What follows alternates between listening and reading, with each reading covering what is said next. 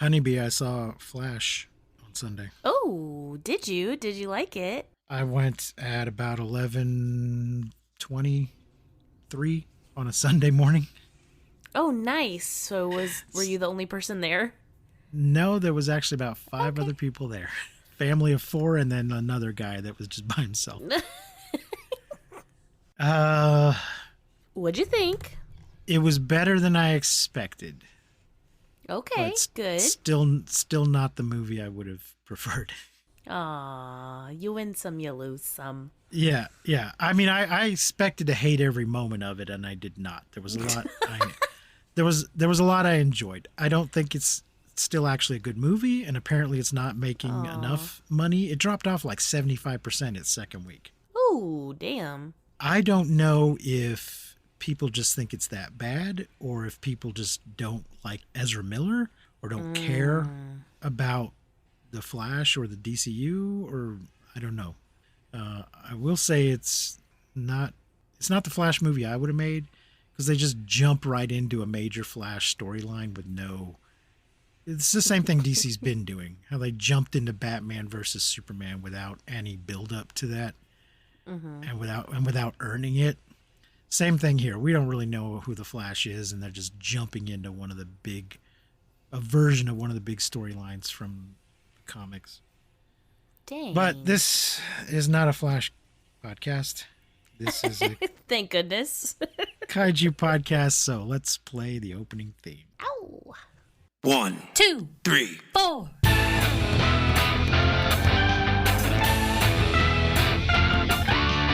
Monster movie. Fun time, go! Monster movie! Fun time go.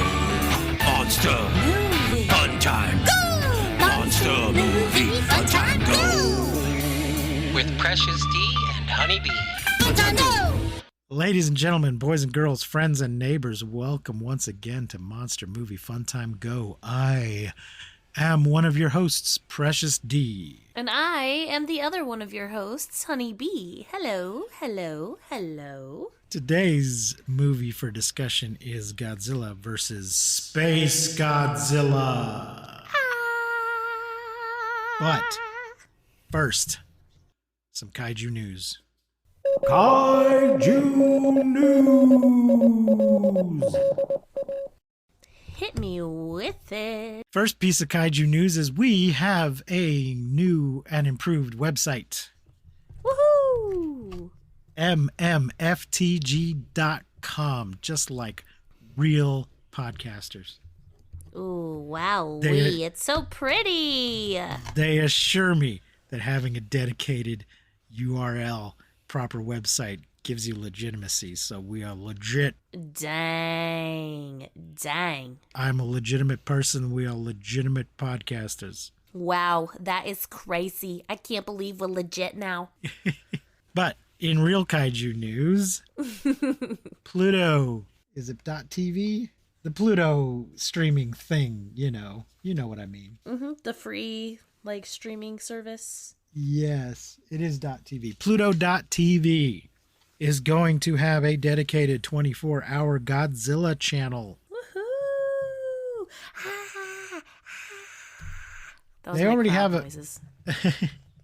They already have a few Godzilla things on there, but starting today, the day this podcast releases, July 1st, they will have a live Godzilla channel that will include most of the Toho Godzilla films, including the Heisei films that we keep telling you are not streaming free anywhere. They will be streaming free now on Pluto.tv.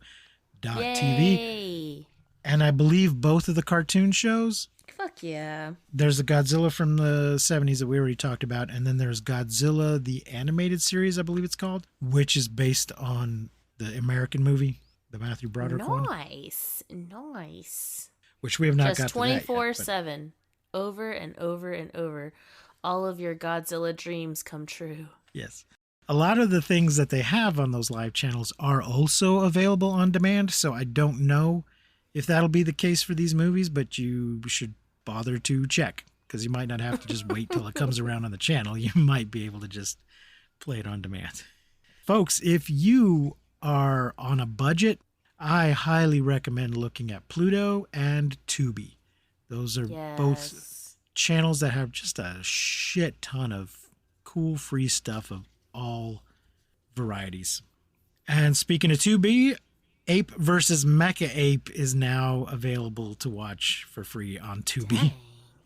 And so is Space Monster Wang Magui. Wow! It's streaming somewhere. That's amazing. Yes. Which Ron Bonk told us it would be eventually when we interviewed him. A lot of the stuff that he carries, that he distributes, is on either Pluto or Tubi, or sometimes both. So Hell yeah. there you go. And then our last little piece of kaiju news is that the schedule for G-Fest has been released, so I can finally talk about the panel I will be hosting. Yeah. Now, sadly, it is going to be opposite another panel that I think is going to be a very popular one.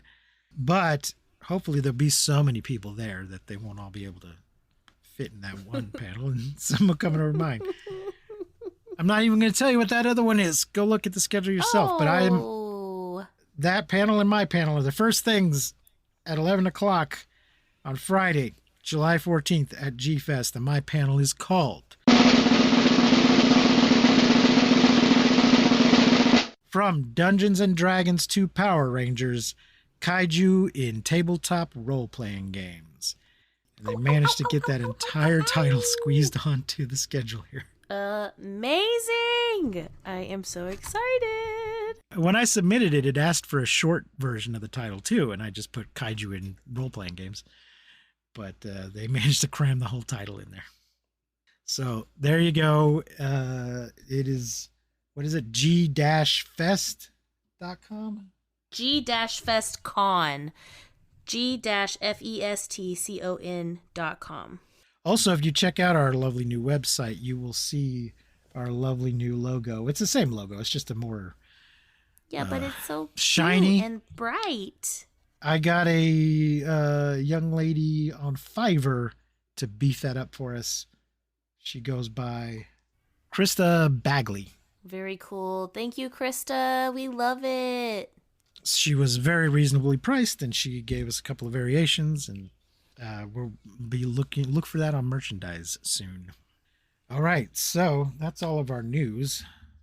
And thank you. Back to our regularly scheduled program. Godzilla versus Space Godzilla from 1994. It's in color. It is 107 minutes. It is, of course, from Toho and directed by Kensho Yamashita. Woo! Music is by Takayuki Hattori, not Akira Ifukube. Still good, though. It was still good. The box office is 1.6 billion yen. It says Japan Rentals. It doesn't tell me the budget, though, so Aw. I don't know. Cast is Megumi Odaka as Miki Sagusa with top billing this time, or at least on Wikipedia she's got top billing. Jun Hashizume as Lieutenant Koji Shinjo. Zenkichi Yoneyama as Lieutenant Kiyoshi Sato. Akira Imoto as Major Akira Yuki. Towako Yoshikawa as Professor Chinatsu Gondo. Yosuke Saito as Dr. Susumu Okubo. Kenji Sahara as Minister Takayuki Sagawa. I always use my Don Pardo voice when we get to Kenji Sahara. It's Saturday Night Live starring Kenji Sahara. Ego Odom. Sherry O'Terry. And tonight's musical guest, Ife Ifukube. I mean, Akira Ifukube. Anyway, Akira Nako is playing Commander Takaki Aso. Was he in the last movie? There was like a General Aso. I remember commenting on that last name before, that was... Be careful how to say his name. Yeah. I gotta look it up now. Give Give me a second, folks. I'll have to edit out these pauses. Yes. And he will also be in the next one, playing the same character. Nice. So good for him. So we got a couple recurring characters in this series, just none of them more so than Miki Sagusa. Which she has a new fancy hairdo in this one. I forgot last month, not last week. I forgot to mention her mom haircut last week. Because her character was supposed to be like 16 or 17 in the first movie. And they were really trying to age her up in the last one. They gave her a mom do, and they gave her real Karen, and it was not great. It does look better in this one. Koichi Udea as General Heiyodo, Sayako Osawa, and Keiko Imamuro as the Cosmos. Woo! Ronald Hoare as Professor Alexander Mamalov. Tom Duran as Yakuza boss McKay. Ken Pachiro Satsuma as Godzilla again. Little Frankie as Little Godzilla. Aww. Ryu Hiratani as Space Godzilla, and Wataru Fukada as Mogira. Mogira is the reason that we watched The Mysterians. Yes. Because this is where he shows up again. Mm-hmm. So even though he was only in that movie for like 2 minutes, we watched it so that we would have context for when a completely different version of him showed up again in this movie. Yes, you were saying? I was saying, is Mogira an acronym for something? It is spelled out as one in this. I'm not seeing what it stands for. Let's see. Oh, here it is. Mobile Operations G-Force Universal Expert Robot Aerotype. I just felt like Mogira was so much better than Unk or whatever the last one was. Well, the thing is, I think he was already called Mogira in Mysterians, and so they felt they needed to make a acronym in this version. Mm-hmm. But yeah, that acronym, that is some SHIELD level bullshit. Yeah. Whereas with the Unguk, they came up with a name that sounded reasonable, and then it just doesn't make a good initialism. Mm-hmm. Yeah. But this was one of those backwards one where they're like, well, this is what we want the name to be.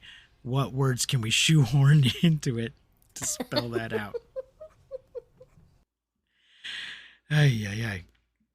All right. Well, let's get to the plot.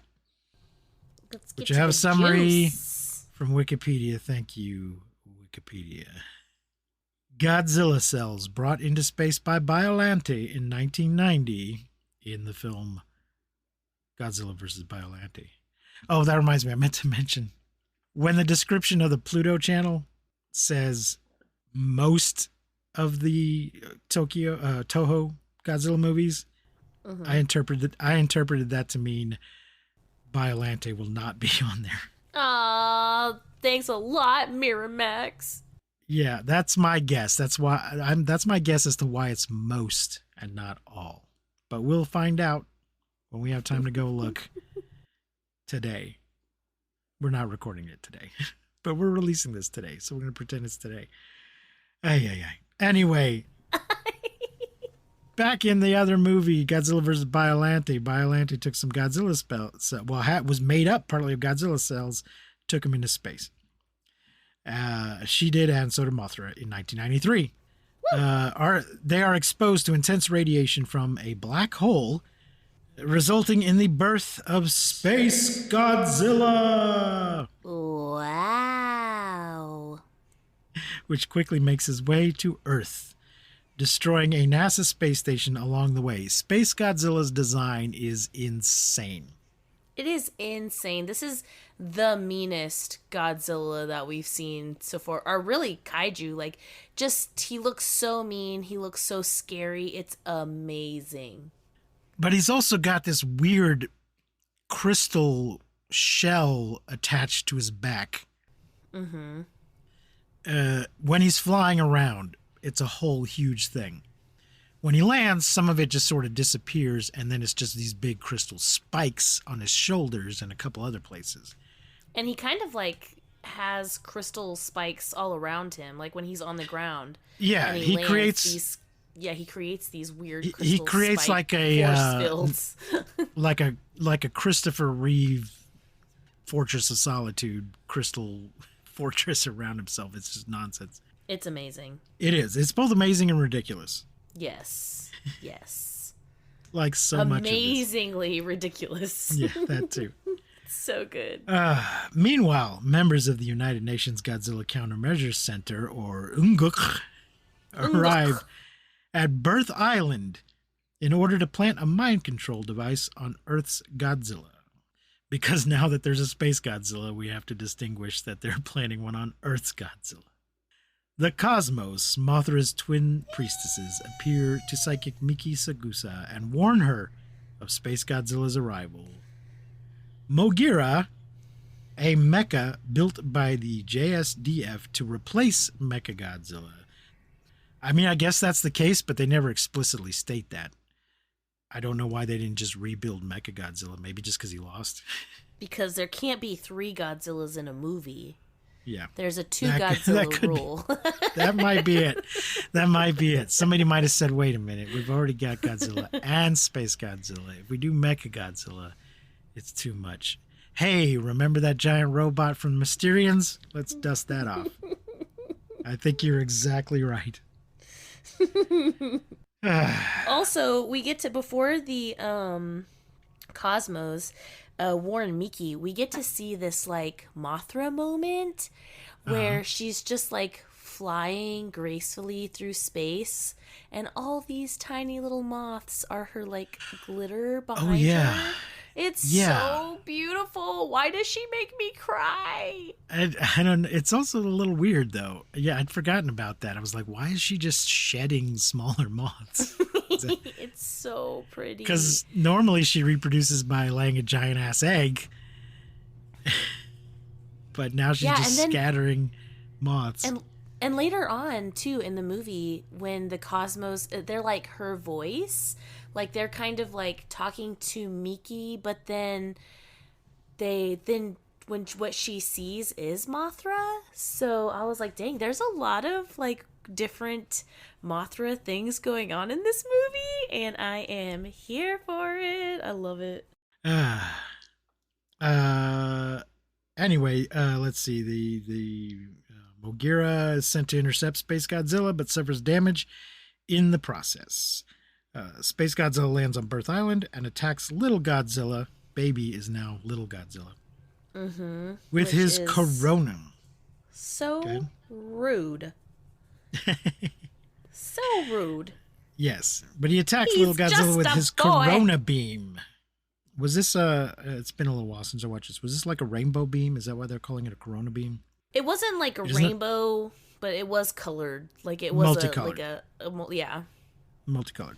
Okay. It is not a beam made up of beer or a virus. It is made up of colors. Godzilla intervenes but finds himself overwhelmed by Space Godzilla's other abilities and is powerless to stop the clone from trapping Little Godzilla in a crystal prison. No! This first little like kaiju battle that we have is so freaking lame, and I'm glad, but it's just like so lame because he's like, the baby is involved, you know? He's like trying to protect the baby. So the whole time that he's fighting Space Godzilla, he kind of has Little Godzilla on his leg.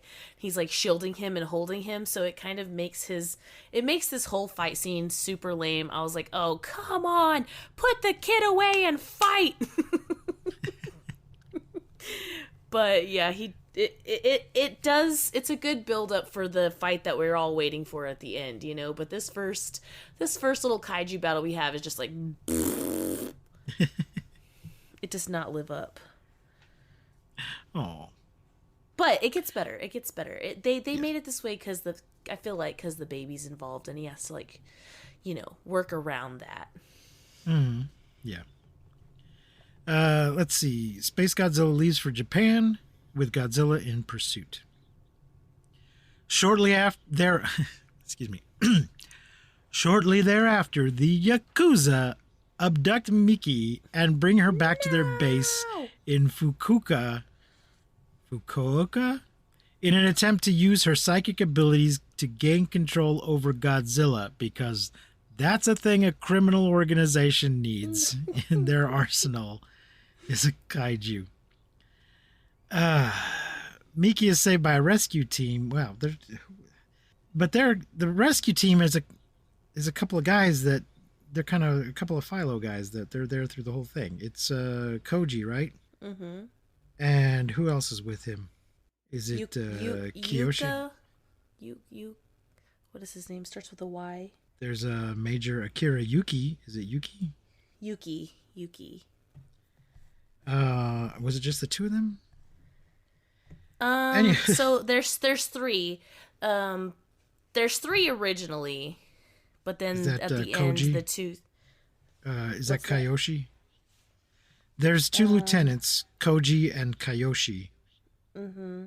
And then there's Major Akira Yuki. So I think they're the three guys that are running around a lot of the time doing human shit. Yeah, the human action. So yes, it really seems like a side quest. Like, I don't know what these Yakuza guys have to do with anything. Yeah, they just want to fight. When they go to rescue her, though, there's a point where she's been strapped to like a gurney or an operating table or something like that. And it gets turned over and she's still strapped to it. And there's a guy hiding behind it, a bad guy hiding behind it. And she telekinetically raises it a few feet so that one of the heroes can shoot the guy in the foot underneath it. And then he unties her and she explains telekinesis. I never tried it before. And I was like, what? You work at this institute for psychic children. You like practically run this place and you have telepathy, we know. You're telling me you never tried to see if you could do telekinesis as well? I would think anybody that worked there or that was studying there would have run through all the tests to see what powers they had. They wouldn't just, oh, I'm tied to a table. This seems like a good opportunity to find out. She also does say, though, at some point that, because at the beginning they're trying to talk her into this project, what is it, Project T, to use her like telepathy to control Godzilla, and she's like, no, Godzilla should have his own free will. And they're like, well, if you don't do it, we're gonna get like your students, someone from your like school to do it. And she's like, oh no, they could like hurt themselves, basically. She's like saying, that certain powers can't be used at certain levels because it could like damage the brain. It could hurt one of the students. So maybe it's just something she hasn't tried because it's like one of those things, like one of the more dangerous things. I don't know. I mean, I suppose I just took that to be like, if you don't have enough experience and training, you can kind of burn yourself out. It's like trying to lift too much weight. You got to build up to it. If you're take weightlifting class in PE, you don't just head straight to the 500-pound thing and try. You got to build up to it. Yeah. That just struck me in this crazy movie full of ridiculous stuff. In this series full of ridiculous stuff, that just struck me as particularly ridiculous. Anyway, she's saved by a rescue team before Space Godzilla arrives. Space Godzilla lands in central Fukuoka and forms a massive fortress of celestial crystals. They just kind of sprout up around him because it's the power he's got. Mogira arrives to once again fight Space Godzilla, but is still no match for him. Is he being controlled remotely, or does he have pilots?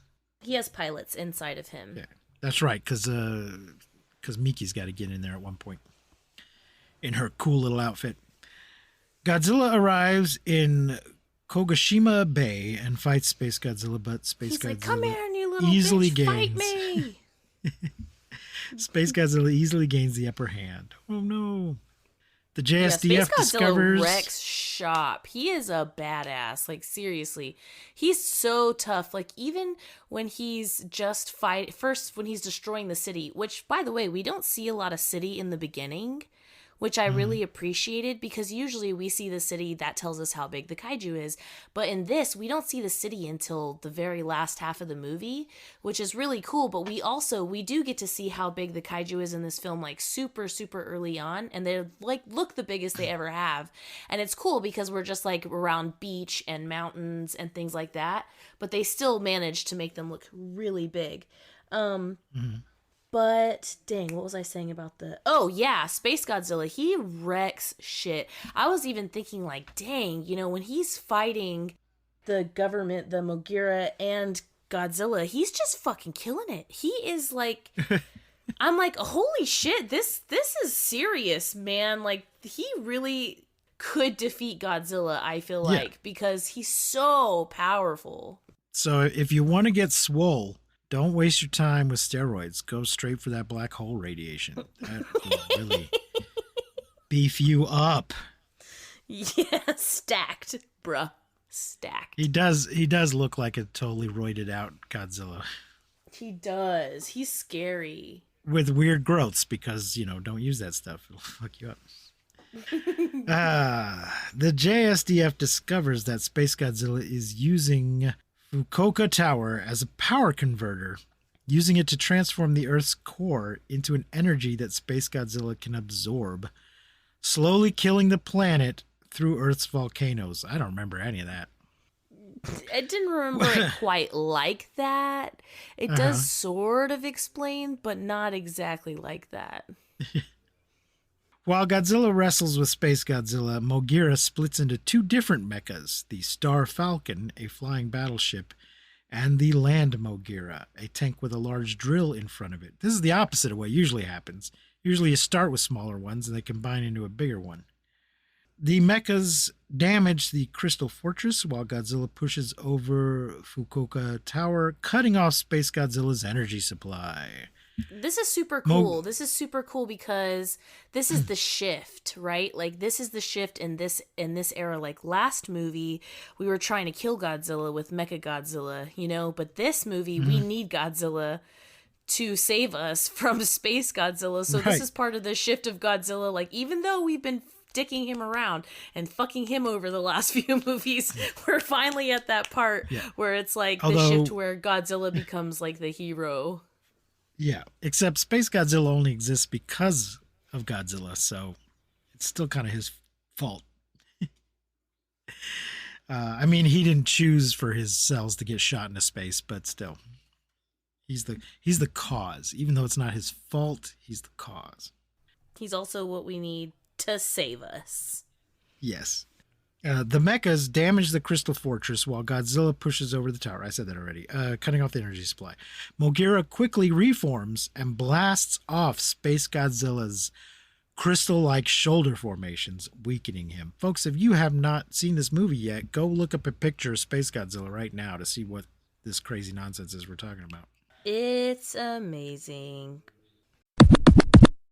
When you need mealtime inspiration, it's worth shopping Kroger, where you'll find over 30,000 mouth-watering choices that excite your inner foodie. And no matter what tasty choice you make, you'll enjoy our everyday low prices, plus extra ways to save, like digital coupons worth over $600 each week. You can also save up to $1 off per gallon at the pump with fuel points. More savings and more inspiring flavors make shopping Kroger worth it every time. Kroger, fresh for everyone. Fuel restrictions apply.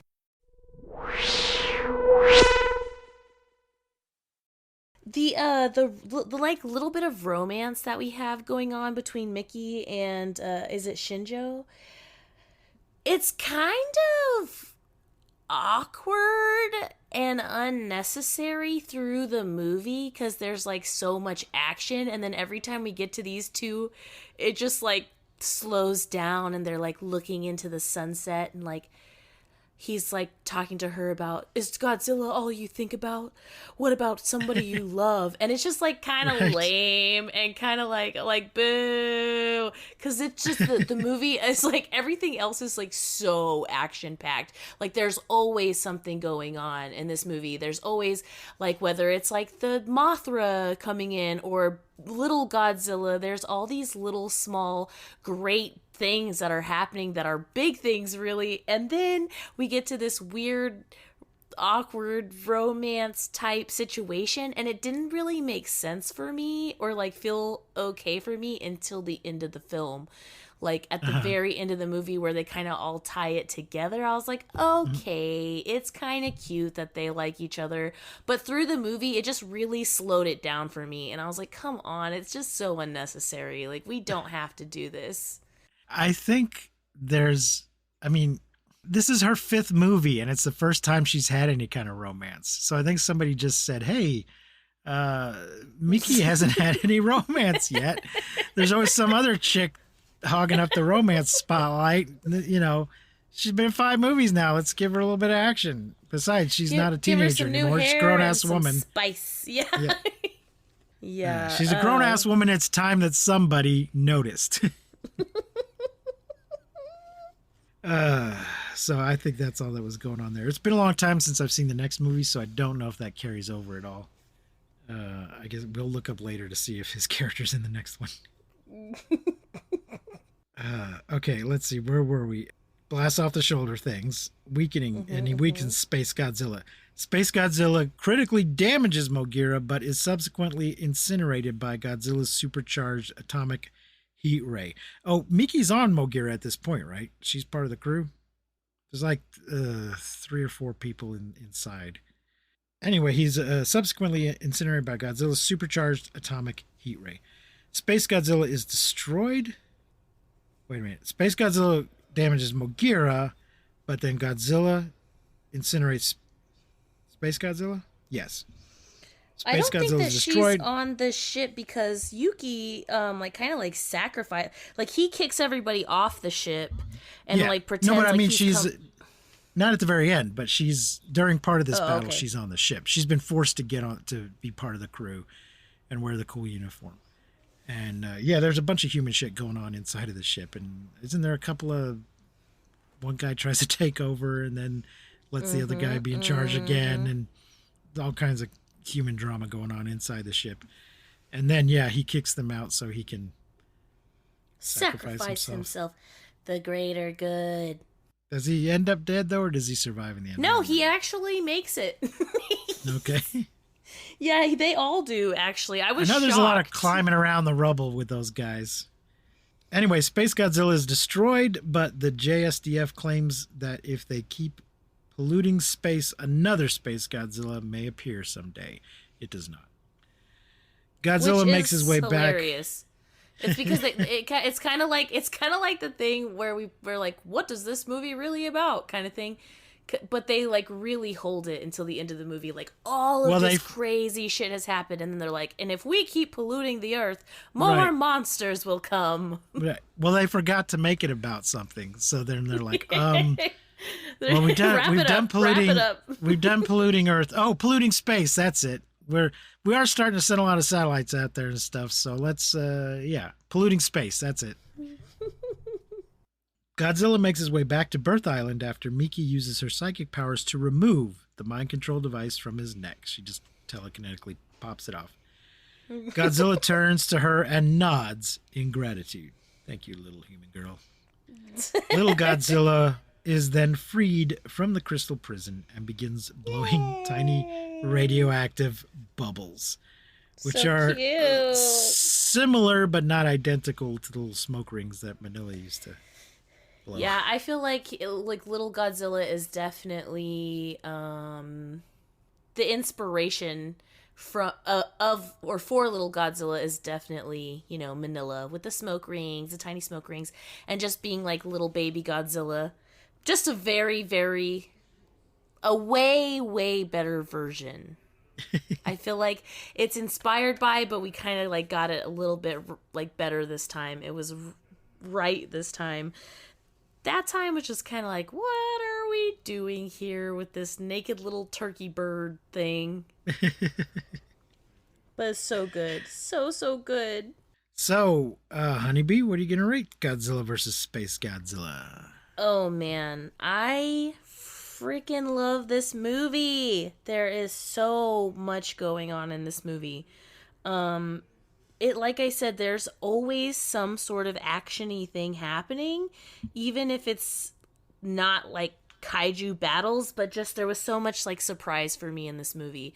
Like, I was not expecting Mothra to make her celestial appearance and just be like helping everybody out. She never fights. She's just like giving some advice, just letting really, people know.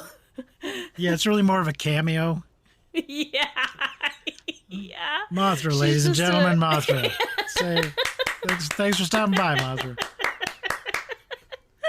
Yeah, I love that. That was such a surprise to me. I also was so happy and so surprised that there was a baby. Little Godzilla was in this, especially from the last movie. I just loved it. I love this movie so much. I loved both Godzillas looked great. I really loved the sound that they chose for Space Godzilla. His like roar. I feel like sometimes with the opposing monster, because Godzilla's kind of like I read this in an article, the James Bond of monster movies. Like, he is the monster. That sometimes the opponent will like just their screech or it's like off in some way, or maybe it's too high pitched and it's not scary, you know? But even though Space Godzilla's sound was higher pitched, it was scary and it was so good. I loved everything about Space Godzilla, his like extra teeth, his extra crystal cones, the powers that he had. He was so hardcore. So scary. I loved the camera angles that they used with Space Godzilla, like when he was fighting or something like that. Sometimes we'd get like a POV of what he was seeing, which was really cool. We get that in other films too, but it just looks so different now that we're in the 90s and we're using all of these computer things, and it looks so good. I was so into this movie. I loved it. If I could give it more than 5 stars, I totally would. But I guess it's going to be a 5 from me. Yeah, it was so right. good. The only thing I didn't like about it was the awkward like romance scenes where, like I said, like everything would slow down and then there'd be some like saxophone in the background, like just trying to make this like romantic scene, and I'm like, I'm like, no. You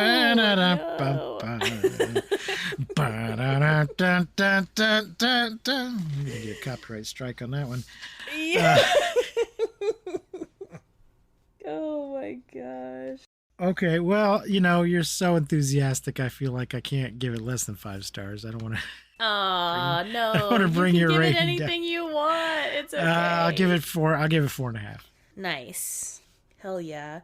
It's just so good. I love this like a period of movies that we're in right now. It's like, just like, even though I've never seen these movies or like this movie, it still feels nostalgic to me in a way. Just the quality of the movie and the music and just kind of seeing all of these things. Also, it makes me kind of wish that I had seen these things in the 90s because I love them so much, and I know I would have loved them then too. I don't know why I didn't see these movies or why it wasn't important.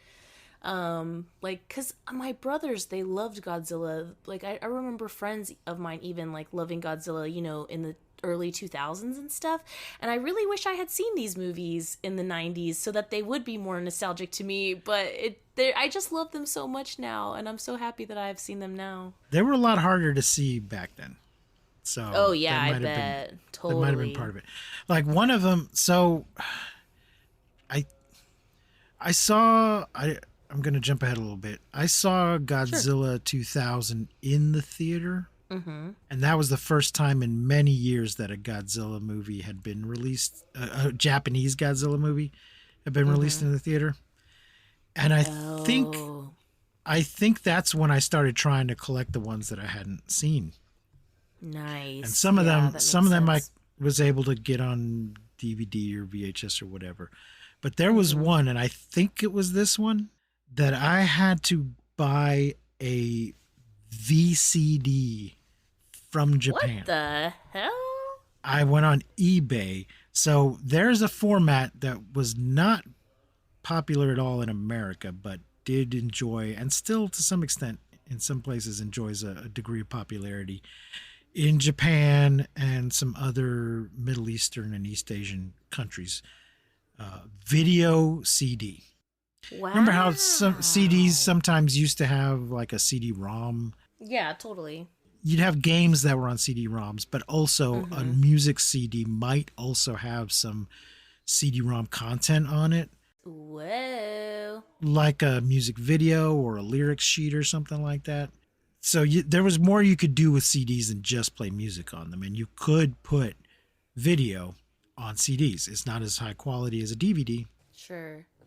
Wowee, that's amazing. One of these movies was not, I couldn't find a version of it hadn't been released in America at that time. But on eBay, I got a VCD from Japan that did have English subtitles on it. And I had to sit there and watch it on my computer because it wouldn't play. Either I didn't have a DVD player yet or it wouldn't play on the DVD player. I had to play it on my big Apple Mac, the big bubbly yes. iMac. Oh my the gosh. early iMac that were the big bubbly looking ones. Yes. That's so funny. So it was either this one or one of the ones from this period, Destroya or I feel like in the last movie or Megaguirus. oh, sorry. Oh, I was saying it was either Godzilla versus Destroya or Godzilla versus Megaguirus, or it was this one. I don't remember. Nice. I feel like in the last movie, something that was really big, something that just made the movie for me was sound effects. The sound effects in the last movie were so good, like the eggs cracking and all that stuff. It was like so juicy. And I feel like it just really makes the movie so much better. And in this movie, I don't know if it's just that I noticed it in this movie or maybe this is the first movie that it's happened, but something that stuck out to me was Godzilla's footsteps in this movie. The boom, boom, boom, boom, every time he takes a step. It was like really prominent in this movie, and I was wondering like, wow, have they been doing this for very long? But the last movie that we watched, the sound effects were just so outrageous, and there were so many in comparison to like the last movies that we've seen. And this one, it was something that I really noticed, just like they play his like music and then the boom, boom, boom, boom of each footstep, so you can hear him like getting further away or getting closer. And it was something that really made the movie too, that really I think sticks out in a lot of people's minds about Godzilla, is those footsteps, those like boom, boom, boom, booms. So I don't know if this was the first movie, but it really stuck out to me in this movie. It really, I feel like, makes the Godzilla, it makes it, you can feel those footsteps. If you've ever seen Jurassic Park, the moment, like when the T-Rex is like doing the footsteps and they're like looking at the water, and it's like shaking. It's kind of like one of those things. But the sound effects just get better and better. The last movie I really noticed them because there was a lot of weird, random, juicy things. And it was like, wow. They really added some sound effects in this movie, and then in this one too, they were really great. It just makes the movie, it makes the pace better, it makes it just more believable. I don't know, something about it just makes it so much better. I did not notice the juiciness of the last movie. Oh my gosh. You always seem to notice the sound more than I do, so maybe I'm just getting old and that's true. Sure. Well, next week we will be looking at Gamera, Guardian of the Universe. Another this Gamera is the movie. First of the Gamera Heisei era films. Yay! That is from I am very 1995. excited. So, folks, if you haven't seen Godzilla vs. Space Godzilla, you can probably find it on Pluto.tv today. Watch it. It's so good. Gamera Guardian of the Universe is available with Prime Video. It's also on Tubi. Oh, is it? Cool. Yes, it is. That's where I watched it. That's good. If you don't have Prime, you can watch it for free on Tubi. Yep, and the ads really aren't that bad. There's like four little places with ads, and I think it's like 3 minutes, and you get like 4 or 5 ads. So it's not like crazy, like YouTube where every song or something there's an ad. It really is reasonable. So totally watch it. Hey, when I was growing up, everything came with ads. So kids today, they're spoiled. That's true. I don't want to watch it with ads. What do you want for nothing? Just sit through a couple ads. It's so true. Commercials were like the best when I was a kid. Because you got to see all the toys that were out, and then all the food that was out, and then all of the everything. And now it's like, boo, commercials, boo. Well, folks, that's gonna about wrap it up for us. Please go check out our pretty new website, mmftg.com, and you can find the links to all our other stuff from that site, our Instagram, our YouTube, our Twitter. It looks so good, you guys. Patreon. It's so organized. It's so organized. If you just want to hear Kong episodes, boom, check out the website. If you just want to hear 31 Days of Horror, boom, check out the website.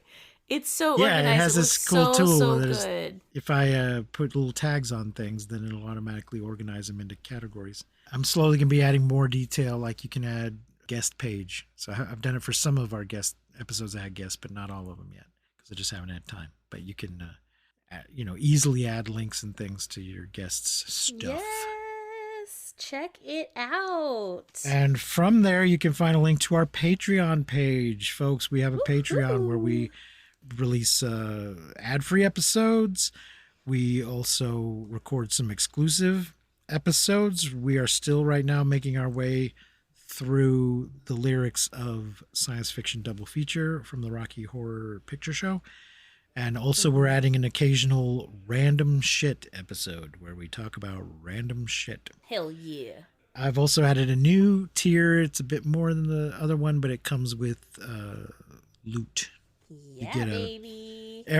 So it's 20 or 25. The basic tier is $3 a month. Mm-hmm. This new tier is $20 or $25 a month, but every 3 months you get a physical piece of merchandise sent to you for a year. Very cool. But only for a year. So after that year's up, you should go back to the $3 level. That's what you should do. Well, unless you just want to be generous. But we just added that with our new and improved logo that we got from that young lady on Fiverr. So check out all that stuff and follow us on all the things. And I will try to get Honeybee to be on all the things more. Yes. Post more pictures of her tattoos and stuff. We are going to be at G-Fest, as indicated earlier by our discussion of the panel that I will be presenting at G-Fest. So if you're there, come find us. Come to the panel. Come find us. Come look for us. Yeah, come take a picture with us. Yes, please. Thank you for joining us today. I have been Precious D. And I have been Honey Bee. Remember to keep calm and take shelter in basements. And please don't misuse science. We will not see you, but you will hear us next time on Monster Movie Fun Time Go. Woo! You've been listening to Monster Movie Fun Time Go. If you enjoyed the show, please rate and review us on your podcasting platform of choice. Our theme song is by the Texicano folk rock punk featuring Lita Lopez.